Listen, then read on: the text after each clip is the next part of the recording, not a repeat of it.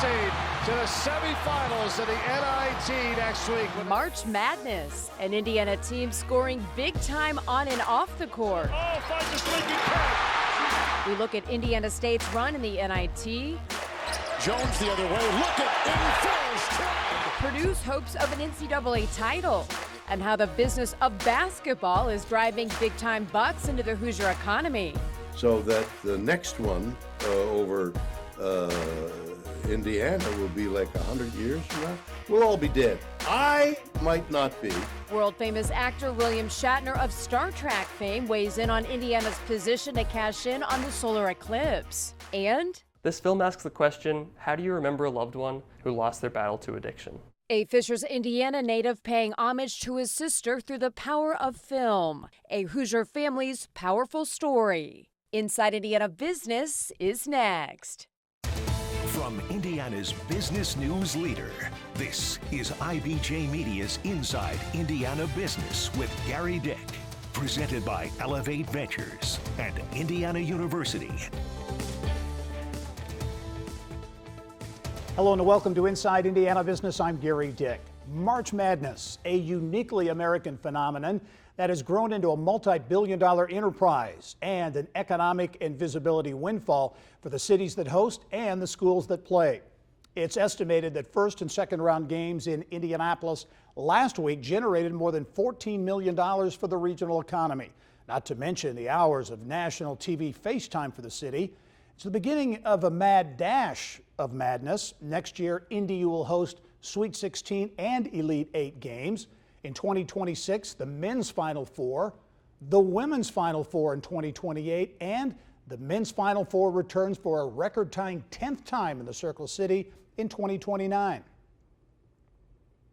Very well. They're much better defensively than they were a year ago. And in Braden Smith and in ID. Well, this year, Purdue is the lone Indiana school to make the big dance. On the men's side, the #1 seed Boilers helping sell out Gainbridge Fieldhouse in the first and second rounds. On the women's side, 4 seed IU packed Assembly Hall for 2 games, packing some economic punch for Bloomington as well.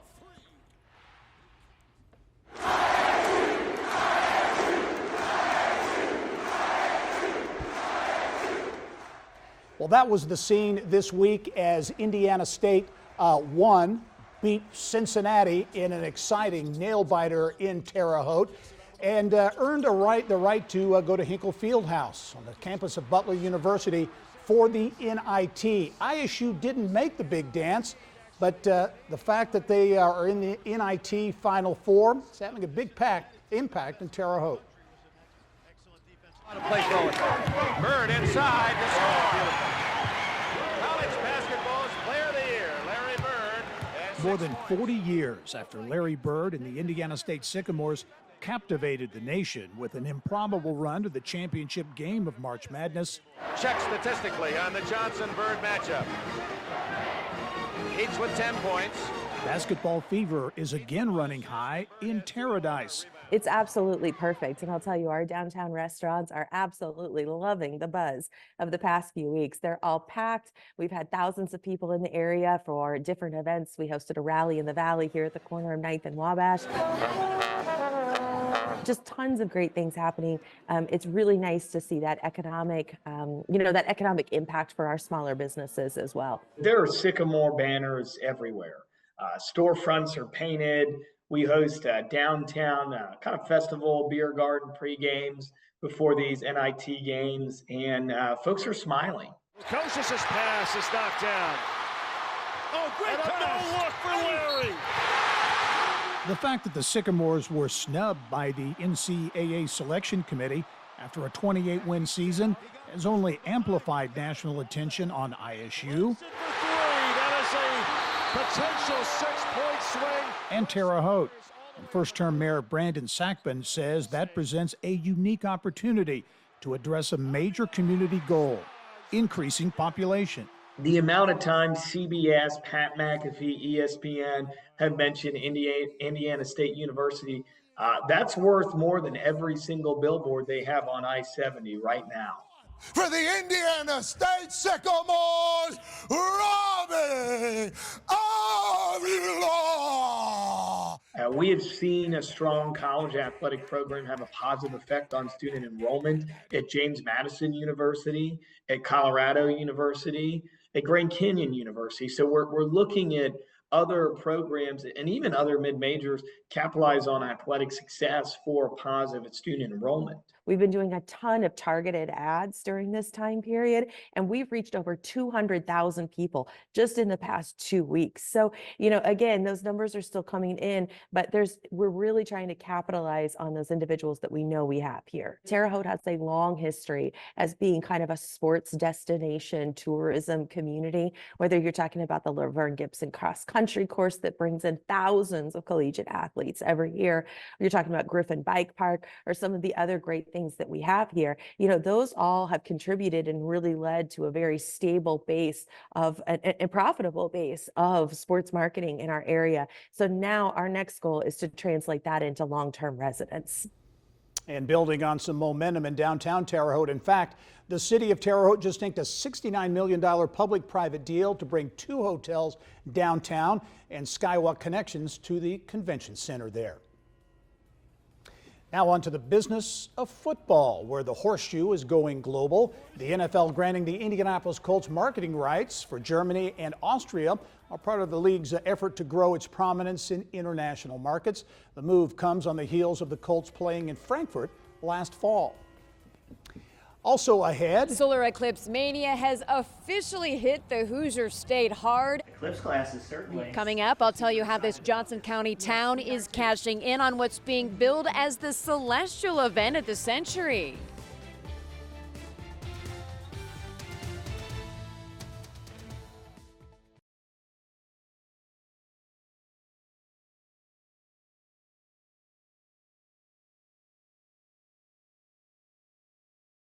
Here's what's making news around Indiana. Brought to you by the Indiana Association of Realtors. Indiana's 21,000 realtors. The neighbors you know, the experts you can count on.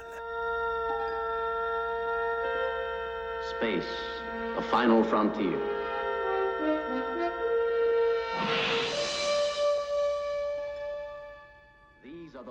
The Starship Enterprise had the country buzzing back in the 1960s. I remember that. Today, it's another out-of-this-world experience. It is estimated that some 600,000 people will visit Indiana for the upcoming solar eclipse. But what are some of the smaller cities throughout the state doing to get ready for the big event? Mary Rachel Redmond here now with details. Well, T-minus 1 week and a day or two and counting until the celestial event of the century hits the Hoosier skies, and cities across the state gearing up for what some describe as their Super Bowl in space. In fact, Bloomington even landed Captain Kirk. Uhura? Nothing, Captain. If she's here, she's rigged for silent running. It's an event of astronomical proportions, something not lost on Star Trek star William Shatner. Reverse engine. Who will be in Bloomington for the total solar eclipse at IU's Hoosier Cosmic Celebration. Well, the sun is going to be eclipsed. That alone is a monumental event. And, it happens every year. The sun gets in the way of the sun every year. But it affects some narrow part of the Earth. So that the next one over Indiana will be like 100 years from now. We'll all be dead. I might not be, but you guys are going to be dead the next time. So it's an event. But when you ponder the mystery, if you ponder what's taking place in the heavens, it's gargantuan. Silver screen persona aside, Shatner actually knows a thing or two about space. William Shatner? In 2021, at 90 years young, he became the oldest living person to travel into space aboard Jeff Bezos's Blue Origin space shuttle. To me, the magic of the eclipse, the extraordinary events it all took in the heavenly bodies to cause this eclipse should make us ponder the mystery of existence, of our own existence, of the existence of everything else, and how unified everything is. While Shatner is seemingly waxing poetic about the upcoming eclipse, perhaps there's more there than just his theatrical expertise at work. There's no telling the kind of effect a total solar eclipse can have on a person. Everything from the oohs and ahs to applause and even some tears. Before you die, he said, you owe it to yourself to experience a total solar eclipse. Oh, it's emotional. I can't explain why, but it is. I'm scared. Honestly, it's kind of scary. Oh, this is just unbelievable.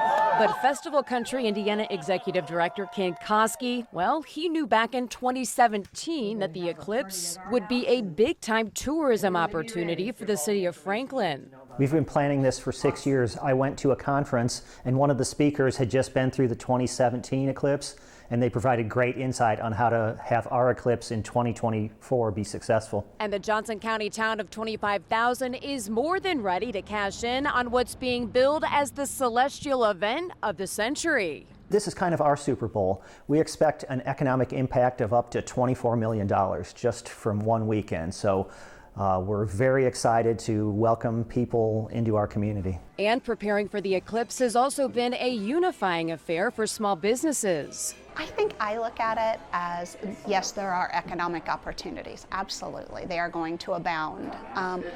But I also look at it as a long-term thing. I look at the people that are going to visit our city and that they're going to look at it and say, holy cow, this is a cool place. Holy cow, I would love to come back and visit. Holy cow, I'd love to live there. You know, I'd love to invest there and be a partner in the community. So I think I look at it from that standpoint too, not just my own personal business. It's great for our town. Yes, and the town of Franklin got me swagged out. I've got my Eclipse glasses, which by the way are completely blacked out. Yeah. I can't see a thing right now. Yeah. Gave me these awesome sweatshirts. They've got all kinds of stuff going on in Franklin. It's really going to be an exciting day, April 8th. Yeah, in Franklin and all over the state of Indiana. Thanks for that report, Mary Rachel. And while you're here, let's get caught up with what's happening around the state of Indiana. And we begin in West Lafayette, where a massive deal is in the works to bring a semiconductor plant to Tippecanoe County. The Wall Street Journal reporting South Korean-based semiconductor chip maker Sky Hynix planning to build a $4 billion, a $4 billion facility in West Lafayette at Purdue University. It is a project that could create up to 1,000 jobs. Purdue and the Indiana Economic Development Corporation calling it a special economic development announcement that's set for next Wednesday, and we'll dive much deeper into the story in next week's show. Meantime, positive news for East Central Indiana's role in the supply chain. Menasha Packaging planning to invest $70 million to consolidate and expand its 2 facilities in Richmond. Menasha is a family-owned company based out of Wisconsin and has been in business for, get this, 175 years. Lawrence County's limestone belt getting a massive investment from the federal government. Heidelberg Materials in Mitchell snagging $500 million from the U.S. Department of Energy to build a carbon capture and sequestration system, which is a big step toward Heidelberg's goal of becoming a carbon neutral operation. And Gerry getting some help to battle blight from one of Northwest Indiana's most popular attractions. The Hard Rock Casino, Northern Indiana, donating $3 million to Gerry to help pay for the demolition of abandoned and rundown buildings in the city's downtown area. It's all part of a long-range plan to revitalize downtown Gerry. All right, Mary Rachel, thank you. Lots of business news making headlines around Indiana this week. Coming up next. I'm Vince Dixon, the writer-director of Sometimes I Imagine Your Funeral, a new short film based on a letter I wrote, but never sent, to my sister Lauren just a few weeks before she overdosed. More with Fisher's native Vince Dixon on his quest to pay homage to his sister and those struggling with addiction.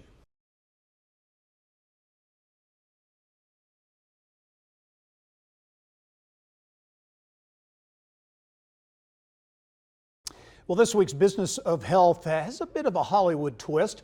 A filmmaker from Fisher's coming back home from L.A. to make a short film about his sister's battle with addiction, which ultimately took her life. Business of Health reporter Kylie Valletta is in Fisher's to tell us how that city is playing a role in the film. Thanks, Gary. Vince Dixon's sister also called Fisher's home, which is why he's coming back here to shoot the film. He hopes it will be a conversation starter about addiction, and one of the first conversations will take place here at the Community Fairbanks Recovery Center, which will screen and host a discussion about loving someone who's battling addiction. Her smile and her laugh were just like unmistakable. She could just light up the room. Always the life of the party, for better or for worse. Lauren told her brother life always just seemed easier for him, but they both suffered a tragic loss when their mother battled cancer and later committed suicide when the siblings were teenagers. Around the time that our mom died by suicide, she started to get into like more harder drugs, dropped out of high school. It was just really hard for her to deal with all of that and just deal with, just what the hand she was dealt, I guess. Lauren died from an overdose when she was 26 years old. Just days before her death, Vince wrote a letter to her, but never sent it. I've turned this letter I wrote into a script that it both encapsulates those feelings, those negative emotions, anger, grief, guilt, resentment, but it also features a lot of hope about how I want to remember my sister. Taking words from his letter, the short film is called Sometimes I Imagine Your Funeral. Set to film in late May in Fishers, the crew will be a mix of LA and indie filmmakers and feature Indiana actors. Vince works at Paramount Plus in LA, but says filming in his hometown is more authentic. It feels definitely more genuine, and also I know that the Indiana community is amongst some of the hardest hit with drug use and overdose. So all of those kind of combined that point me to this is the right move. Filming in Indiana is what we have to do. Community Fairbanks Recovery Center in Indianapolis will screen and host a discussion about the short film, which focuses on what it feels like to love someone battling addiction and how to support them. Because when I was trying to help Lauren, I had no idea what I was doing.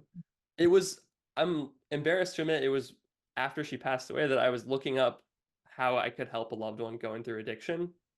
I didn't understand what to do and what I shouldn't do. Vince hopes the film helps audiences open up about addiction. He hid Lauren's from his friends, but wishes he hadn't. I really do hope that this film can shine a light on that and just let people know that they're not alone, that other people are going through this, and there are ways and resources that they can get help. Vince has raised almost $15,000 on his crowdfunding site to pay for the project and needs at least $5,000 more. With a deadline in about 2 weeks, he's looking for businesses to help reach his fundraising goal. This is a community-made film, and that doesn't just mean individuals. We're really hoping to use this as a way that a company could get involved and put their name behind the project and help spread this important message. Vince says it was important to involve Community Fairbanks Recovery Center. Not only did his sister attend rehab here, but the nonprofit also helped his family heal and continues to help other local families. Gary, back to you. Kylie, thank you. Vince isn't new to Indy's film industry. Last spring, his short film called Junebug won an audience award at the Indy Film Fest. And we'll be right back after this.